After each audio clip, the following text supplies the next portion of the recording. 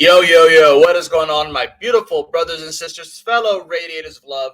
My name is Jamal Pope, aka J Phoenix, and this is going to be your astrology forecast for Friday, October 6th of 2023. Thanks so much for joining me in this video. Hopefully you guys are having a wonderful week. We are here Friday, going into this weekend, and we do have some tension building up between Mars and Pluto. They're not going to quite square today, but the tension continues to build, and we have some other interesting things happening too. So let's go ahead and hop right into it. All right, guys. So we do, of course, have that moon feeling strong in Cancer, has a really high power score. I'm going to eventually make that video and show you guys what exactly I mean by a power score. And today it does make a square over to the sun here at 13 degrees. So there's going to be some tension. Square equals tension. So there's going to be some tension, of course, between the sun and the moon. The sun, of course, being here at 13 degrees of Libra, and it's in its fall position. So it does not have a lot of power right now.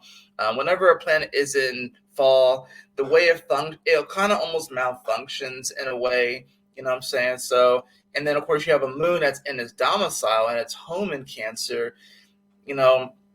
This is going to be there's going to be some tension here because, with the sun here, especially trying to light up this area, especially, with Mercury now here, the south node, and of course Mars, and pretty much the sun's like in between all these energies. It's definitely trying to figure some shit out. It's interesting too. It's actually at the midpoint between Mercury and the north node. I just noticed that because it's like 11 back is Mercury and 11 degrees forward is the south node. So it's in a spot today where it's trying to find some balance. And then Mars, of course, like I said, is like blazing forward, trying to get to this square with the freaking executioner Pluto. And the foot soldier is just like, oh, look, I tried to get the deals done that needed to get done. And I don't really know what else you want from me. You know what I'm saying? So the sun's now here trying to bring light to some of this. And if anything, it's bringing light to the imbalance and the unfairness of things, right? And this moon is going to square it, and then it's going to be like, well, shit, how do we really feel about this thing? Now, what's interesting about this square, though, the tension that we have between the sun and the moon today with the third quarter square is that the moon does also make a sextile over to Jupiter. Now, when I think of a sextile, I think of opportunities. And opportunities don't necessarily have to, they're not necessarily are taken. It's the same thing with tension. Not everything that has tension has to turn into a big challenge or an argument or a battle.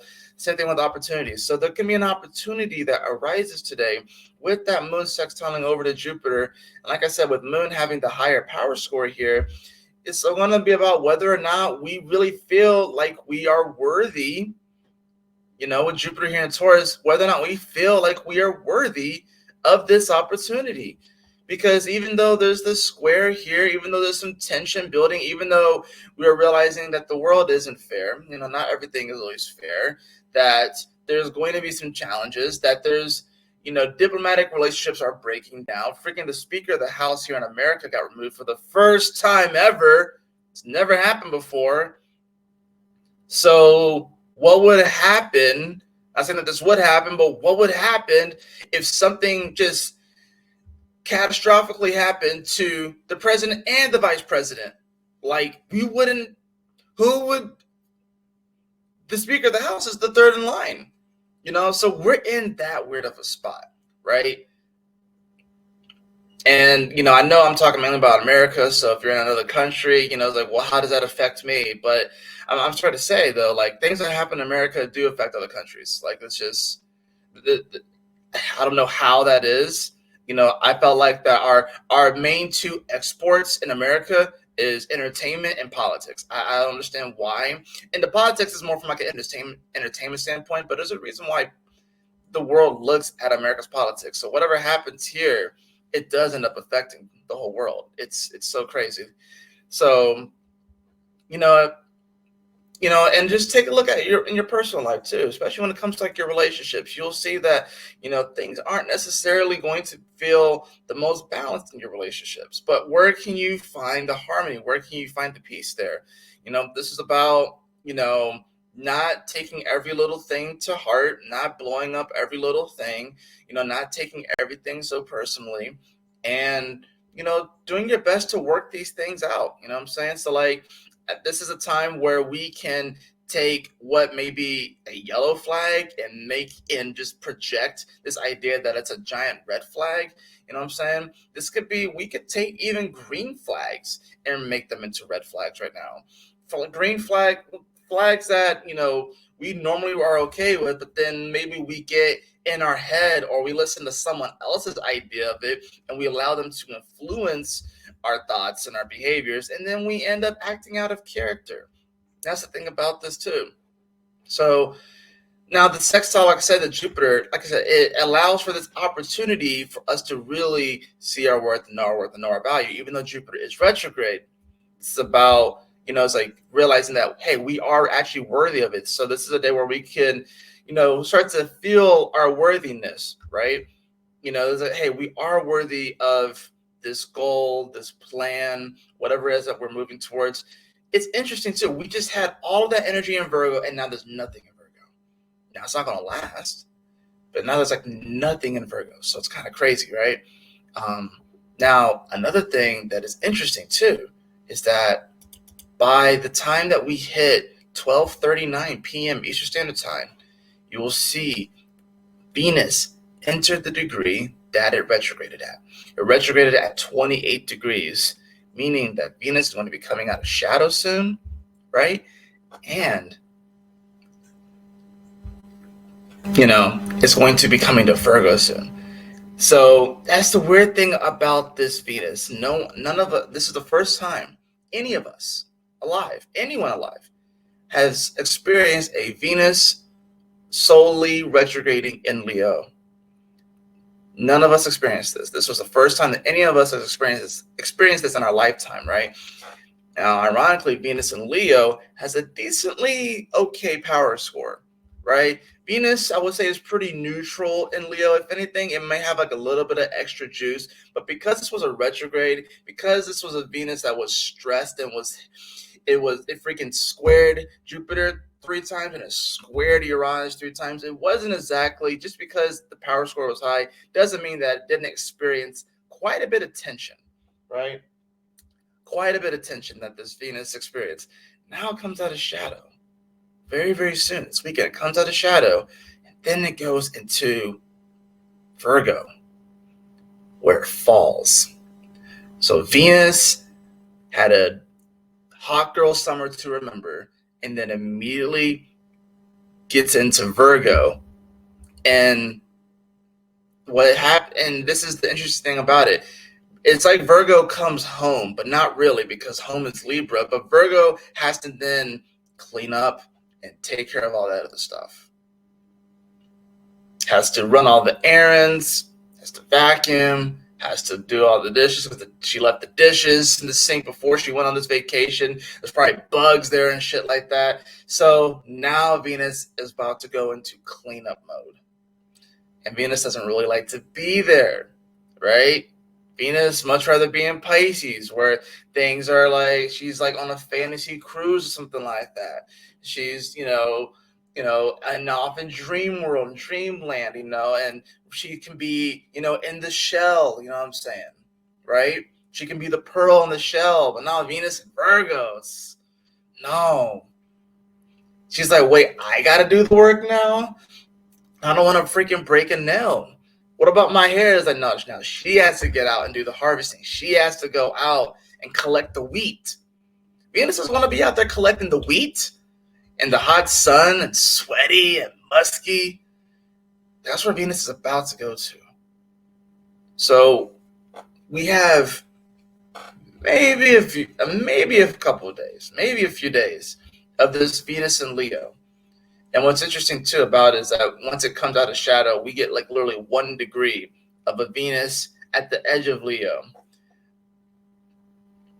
And while that doesn't happen today exactly, we'll talk a little bit more about that on the next forecast, but while that doesn't really happen today, it's definitely going to bring quite a bit of edge, especially since that's going to be happening at the same time that Mars and Pluto are going to be in tension with this square.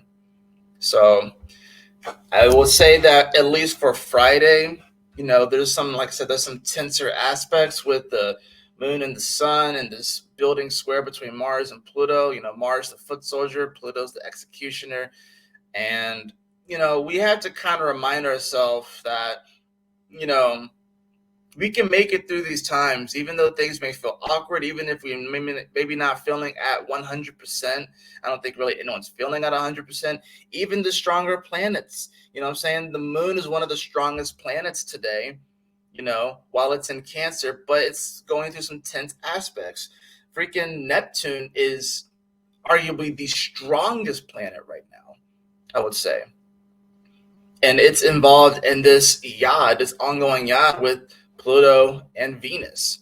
So there's this element of fate to all this as well. And we may be looking at our lives like, well, things kind of seem regular, maybe mundane and stuff. And it's like, I think a lot of people are going to be looking for edge, looking for some sort of excitement, right?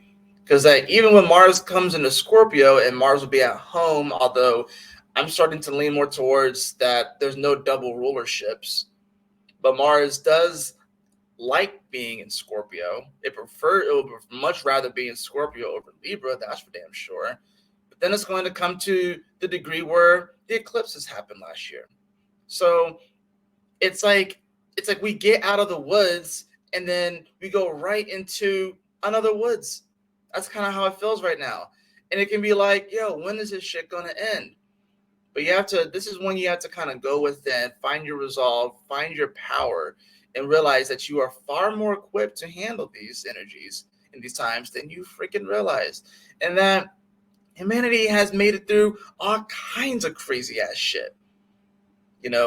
Natural disasters, power regime switches, wars, famines, those are pretty damn hardy. I think what happens is that we get in our head that things will never change. It'll always be this way. That's not the case. And I think this Mars squaring over to Pluto is going to be really, really bringing that home. It's not always going to be this way. So what do you do when things shift up? What do you do when things don't seem fair? It's like, oh, this system is not fair. It only benefits a certain group of people. Well, how can you become one of those people? Or, this is about just kind of getting ahead of the game, seeing where things are going, being honest about things, and just, utilizing your instinct, right? Utilizing your instinct. Mars in Libra, like Mars is not connected to his instinct when he's in Libra. He's not connected to his instinct. His instinct would be more of an Aries kind of energy, right?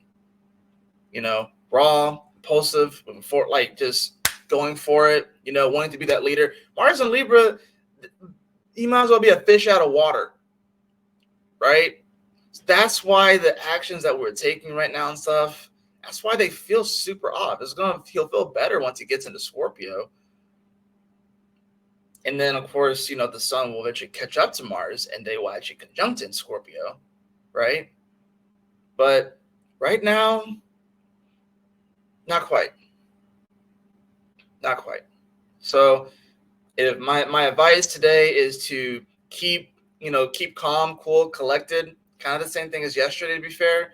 Got, like I said, that third quarter square, which means that we are getting even closer to these eclipses, which is going to be happening at 21 degrees.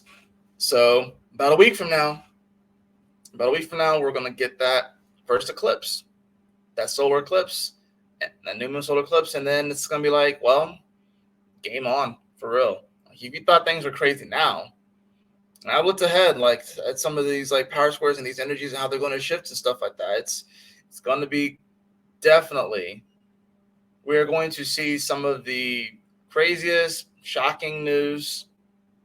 And what's weird is that a lot of people probably aren't going to notice it because they're going to be so absorbed into whatever personal drama they may be going through, not realizing that this other stuff is going to be affecting them. But we have to be able to look at that external stuff and be aware of it, but not allow it to emotionally drain us. That's going to be the trick, is not allowing that external stuff, that external narrative, and all that sort of external drama to come in and emotionally drive us off a cliff. Definitely don't want that to happen. So let's go ahead and get into the cards. I know it's a bit of a shorter one. But honestly, sometimes with the astrology, I've noticed is that there's no need to over explain it, So ideally, honestly, I would probably try and make most of my videos this length anyways. So this is good practice for that. Right. Let's see what we got.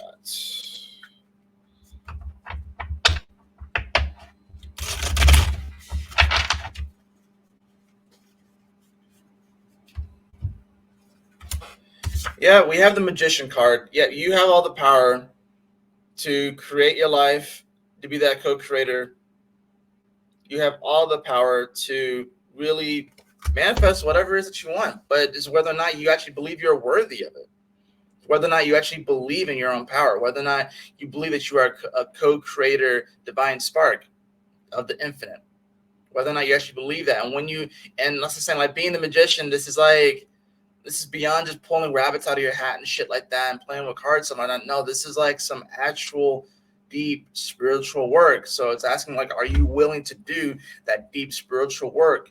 You got are you willing to kind of be looked at in a way where it's like, what's going on with that person? People are going to look at you like you're weird and shit. You're going to be saying things. It's like, oh yeah, I can manifest my reality. People are like, what's that? What's that? Freaking Matt Walsh just came out against manifestation. Says that, oh yeah, manifestation is just like, I'm like, dude, you don't even know what you're talking about, bro. Manifestation is absolutely fucking real. You think people are just some people are, but it's not just like making wishes and not doing anything and just sitting on your hands. No, you got to put in the fucking work, right? You got to put in the fucking work. That's the thing about this, right? We also have we have the Wheel of Fortune. Two beautiful fucking cards, letting you know that even when things seem crazy, even when you may not be feeling at your best, that things can turn in your favor and things can truly work in your favor. But you have to believe and know with certainty. You have to know with certainty that you can manifest that new reality. Maybe it's the new relationship, maybe it's a new career job, maybe it's money, some sort of project, or just a new situation, if you will. You want your situation to transform, right? So things can turn in your favor. In fact, that should be the mantra for today: is things will turn in my favor. Things will turn in my favor. And you can get specific about it with the whole things thing. You can insert whatever it is. Maybe you say this relationship is going to turn in my favor, or this job or money situation will turn in my favor. But that's really what this comes down to. Things will turn in my favor. Bottom of the deck, we do have the Nine of Swords. The only way that this doesn't work out is if you fucking trap yourself in the fucking room and you don't want to go out and you're afraid to. She's woken up from the dream. She woke up from the night terror. And now she's afraid to leave. And the owl's saying that, hey, yo, there's a whole world out there. There's a whole world out there. Are you just going to be afraid to go out there just because it feels unfair? Just because it feels maybe it feels a little unsafe right now? You know what I'm saying? It's like, maybe it's like, oh, well, I got hurt in the past. I'm like, yeah, you get that. The moon does square Chiron today too. So there's going to be some tension with that. I didn't mention that, but it does square over to Chiron at 17 degrees. So it's like you got to make that decision to put yourself out there regardless of the past wounding. We all have wounding. It's about whether or not you allow that wounding to become your whole persona, or whether or not you use that as a fucking rocket booster and manifest some awesome shit. Don't get trapped in the room today. Don't get trapped in your head today. You already woke up from the bad dream. It's like the Eight of Swords is like when you're trapped and you can't see, like the blindfolds on, like you're asleep. And the Nine Swords is when you wake up from the bad dream. Hey, you woke up. The apparitions aren't there anymore. Okay, you good. All right? You may be afraid to leave, but go out there. Put yourself out there. Don't be afraid to be the magician. And don't be afraid to be certain that things will turn in your favor. That is going to do it for your astrology forecast today. I hope that you all enjoyed it. If you did, please like, share, and subscribe. I definitely appreciate it. If you'd like to have a personal reading with me, beloved, you can follow the link in the description below to my website, jphoenix.com. And as always, y'all take care, stay blessed, have a wonderful Friday. I will see you guys on the weekend astrology forecast. Peace.